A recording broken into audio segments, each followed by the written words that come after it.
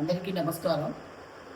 మనకు ఈ రోజుల్లో అంటే కొత్తగా మనకు భారత ఎన్నికల సంఘం ఏర్పాటు చేసిన సర్ అనే ఒక ఫామ్ గణన ఫారం నింపే విధానాన్ని మనం కొద్దిగా పరిశీలిద్దాం. చాలామంది దీనిపైన అంటే కరెక్ట్ లేకపోవడం, కొంతమంది కరెక్ట్ నింపకపోవడం, దీనివల్ల ఓడిపోయే ప్రమాదం కూడా ఉంది. కాబట్టి దీన్ని నింపే విధానాన్ని మనం తెలుసుకుందాం.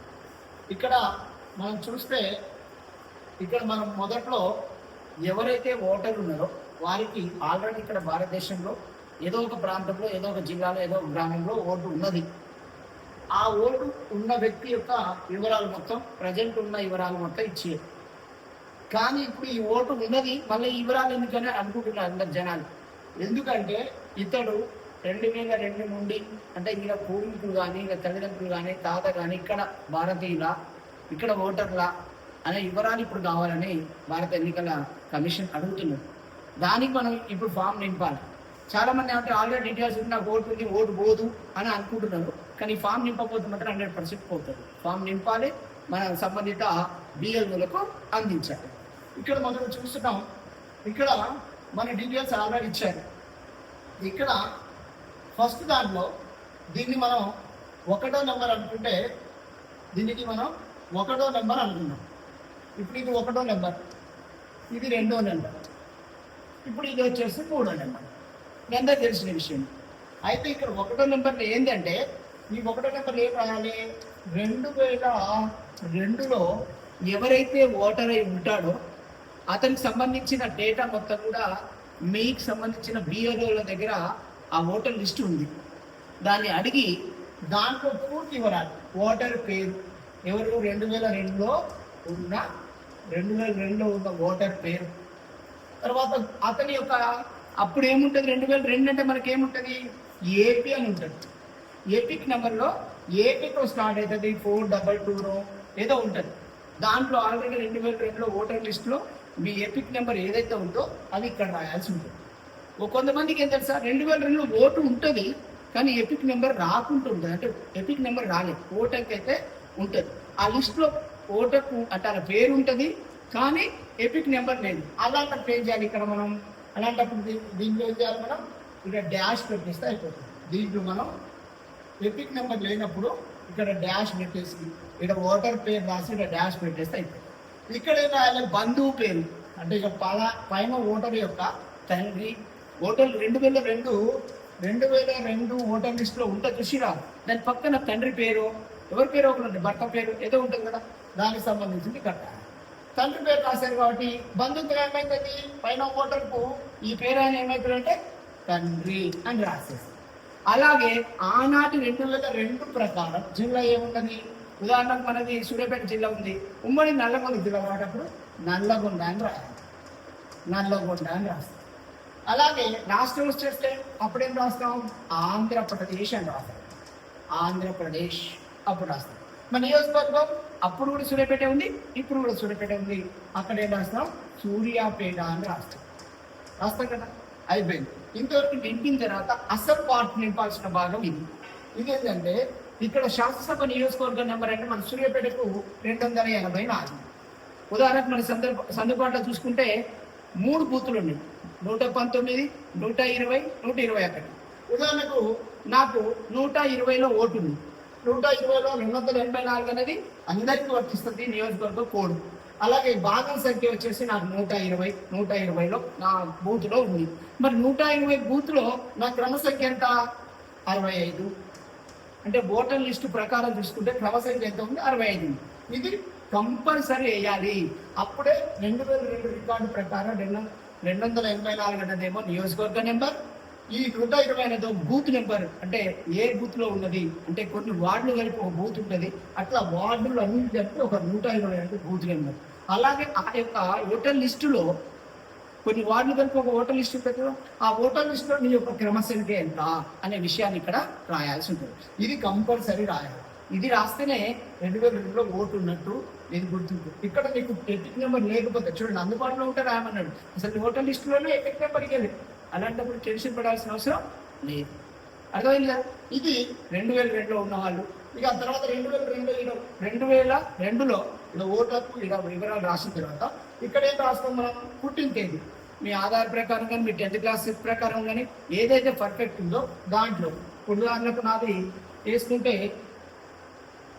ఏం వేస్తాం? 8/3/1986 వేసినాం. ఆధార్ నెంబర్ 25 42 35 65 42 32 ఇట్లా 12 అంకెల ఆధార్ నెంబర్ వేస్తాం. మొబైల్ నెంబర్ మన యొక్క మొబైల్ నెంబర్ వేసేస్తాం. ఆ తర్వాత తండ్రి అని సంరక్షకుడు, మన తండ్రి పేరు రాయాలి. తండ్రి పేరు రాస్తే చాలా మంది తండ్రికి ఆల్రెడీ చనిపోయి ఉన్నారనుకో, మరి వాళ్ళ అవసరం డాష్ పెట్టేయచ్చు. ఒకవేళ తండ్రి చనిపోకుండా బతికే ఉన్నారనుకోండి, వాళ్ళకు కూడా ఇలాంటి నెంబర్ ఏదో వచ్చి ఉంటుంది. అప్పుడు ఏపీకి కానీ వేయచ్చు, ఏపీ అని వేయచ్చు, లేదా ఇక్కడ ఉన్న ఎల్ఎంటీ కానీ కొన్నిట్లలో యూటీకే అని కూడా వస్తాయి. ఈ నెంబర్ని మనం రాయాల్సి ఉంటుంది. ఇవాళ తండ్రి గారు ఉంటే అలా యొక్క ఈ నెంబర్ ఉంటే ఇక్కడ రాయాలి. అందుబాటులో ఉంటేనే అన్నాడు కాబట్టి ఏపీది ఉన్నా అలా యొక్క ఎపిక్ నెంబర్, ఇప్పుడు రీసెంట్ ఎపిక్ నెంబర్ ఎల్ఎంటీ కానీ యూటీకే కానీ దాంతో ఇక్కడ స్టార్ట్ అయింది. ఇక్కడ ఇచ్చిన కదా వివరాలు, అలాంటి మన నాన్న అమ్మాయి కూడా వచ్చి ఉంటే ఆ కాగితంలో ఉందో చూసి రాయాలి. నెక్స్ట్ ఇక్కడ తల్లి పేరు రాయాలి. తల్లి పేరు రాసిన తర్వాత ఆమెది కూడా ఆ ఎపిక్ నెంబర్ ఇక్కడ వేయాలి. ఇక్కడ జీవిత భాగస్వామి పేరు ఇక్కడ రాసిన వివరాలలో మొగాయనైతే తన యొక్క భార్య పేరు రాయాలి. పేరు రాసి ఆ భార్యకున్న ఎపిక్ నెంబర్ కూడా ఇక్కడ వేయాలి. ఎపిక్ నెంబర్, భార్యకు సంబంధించిన ఎపిక్ నెంబర్ ఇక్కడ వేసిన తర్వాత పూర్తి వివరాలు. ఇది 2002 ఓటరు జాబితాలో ఉన్న వివరాలు రాసే విధానంలో 1వ సంఖ్య, ఇక్కడ 3వ కాలం మాత్రమే నింపాలి. నింపిన తర్వాత ఇక్కడ సంతకం పెట్టాలి. ఇది అయిపోతుంది. ఇక్కడ రీసెంట్లీ ఫోటో పెట్టాలి. రీసెంట్లీ మనం ఇప్పుడు దిగుతున్న ఫోటో పాస్పోర్ట్ ఒక సైజులో ఇక్కడ పెట్టాలి. ఇది మొత్తం కూడా 2002లో ఓటు ఉన్న వారికి మనం ఇచ్చే సమాచారం. మరి 2002లో ఓటు లేదు మీరు ఎలా రాయాలి అనే సందేహాన్ని మనం ఇప్పుడు నివృత్తి చేసుకుందాం. ఎట్లా అంటే 2002లో ఓటు లేదు, ఇప్పుడు 2002లో నాకు లేదనుకుందాం. లేనప్పుడు ఏం చేయాలి? నా తండ్రికి ఉంటుంది. ఆ 2002 జాబితాలో నా తండ్రికి ఉంటుంది. అప్పుడు మా తండ్రి గారి పేరు ఇక్కడ ఏం రాస్తాం? మనం తండ్రి గారి పేరు రాయాలి. తండ్రి పేరు రాసిన తర్వాత ఆ తండ్రికి 2002లో ఉన్న ఎపిక్ నెంబర్ ఇక్కడ వేయాలి. తండ్రి యొక్క ఎపిక్ నెంబర్ ఇక్కడ వేయాలి. ఆ తర్వాత తండ్రి యొక్క బంధువు ఎవరు? తండ్రి శిక్షం అని రాసేసాం. అప్పుడు ఆయనకు ఏమైతుంది అంటే ఆయనకు కానీ ఇక్కడ ఇప్పుడు రాయబోయే ఇతనికి కానీ ఏమైతుంది? తండ్రి అవుతుంది. తండ్రి బంధుత్వం అంటే తండ్రి కాబట్టి తండ్రి. ఇక్కడ కూడా ఈయన యొక్క అప్పటి జిల్లా నల్లగొండ, రాష్ట్రం ఆంధ్రప్రదేశ్, సూర్యాపేట, ఇది సూర్యాపేట రాసేస్తాం. అలాగే శాసనసభ నియోజకవర్గ సంఖ్య అంటే సేమ్ 284, భాగం సంఖ్య అంటే 100, మనం ఇలా రాసాం కదా 119 లేదా 120, ఏదైతే ఉంటే అది ఏ బూత్లో ఉందో ఆ బూత్. నెక్స్ట్ ఇక్కడ వచ్చేసి 68 లేదా 86, ఆ క్రమ సంఖ్యలో ఆ బూత్లో ఆ యొక్క దాంట్లో ఉంటుంది రాశారు. ఆ తర్వాత ఇక్కడ ఉన్న వ్యక్తి యొక్క డీటెయిల్స్, ఇక్కడ ఉన్న వ్యక్తి అంటే ఈ ఫామ్లో ఉన్న వ్యక్తికి 2002లో ఓటు లేదు కాబట్టి వాళ్ళ తండ్రి గారికి డీటెయిల్స్ రాశాడు. రాసిన తర్వాత ఇక్కడ అతని పూర్తి డీటెయిల్స్ అన్ని రాసేసి మళ్ళీ తల్లిదండ్రుల సేమ్ ఇంతకుముందు చెప్పినట్టు రాసేసి అతని డీటెయిల్స్. ఇది ఒక మగవారికి వర్తించింది. మరి పెళ్లి చేసుకొని మన ఇంటికి కోడలుగా వస్తుంది. కోడలుగా వచ్చిన ఆమెకు మరి వాళ్ళ తండ్రి అంటే ఆ తండ్రి ఎక్కడ ఉంటాడు? వేరే ఊళ్ళో ఉంటాడు. సేమ్ ఆమెది కూడా అంతే. ఆమెది కూడా ఏంటంటే ఆమెది కూడా ఈ తల్లి పేరు అంటే ఆమె యొక్క తండ్రి పేరు ఏ ఊరైతే ఉంటాడో ఆ తండ్రి పేరు రాయాలి. ఆ తండ్రి పేరుతో పాటు ఓటర్ గుర్తింపు కార్డు, ఆ తండ్రికి 2002 ఓటర్ గుర్తింపు కార్డు రాయాలి. అలాగే బంధువు పేరు రాయాలి, అంటే తండ్రి అనేది రాయాలి.